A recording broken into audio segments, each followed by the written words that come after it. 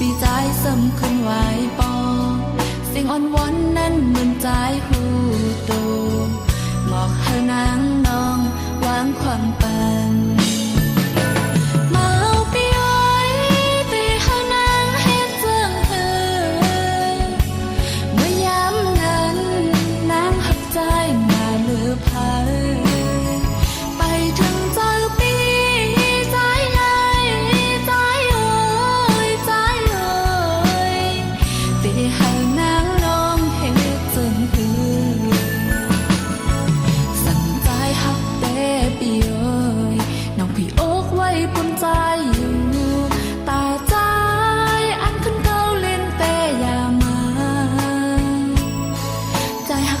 จอยอีลูกพร้อม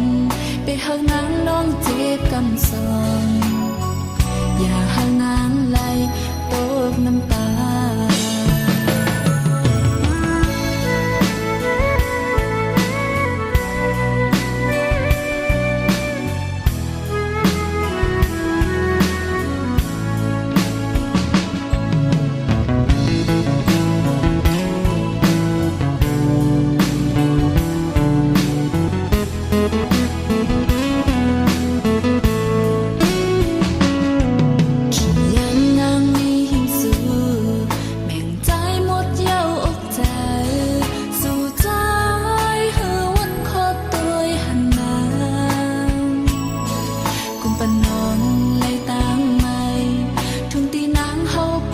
เสียงใจสิเลนางน้องพอเลยถอยคือวันนางอ่านลืมสู่ตาเจอขึ้นปางหักมาตานางเฮาก็นึงไว้ใจไหล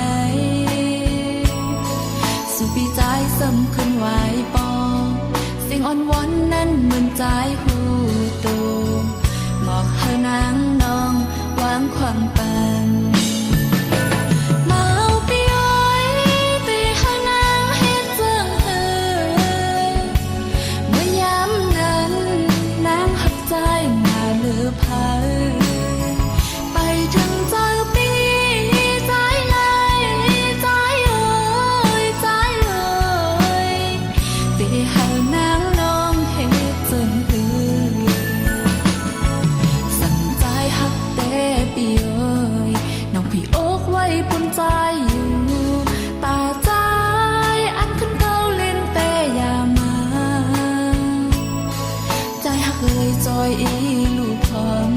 ไปหานางน้องเจ็บกำสอนอย่าหานางไหลตกน้ำตา